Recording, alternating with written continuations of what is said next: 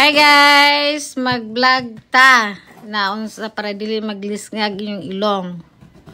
Vlog ta guys, paano mag-exercise sa wala-wala lisngag diri ba legit niya kung ilong sa exercise.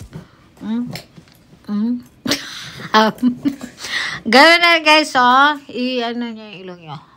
Gawin. Ano lang kayo na mga 10 or 20.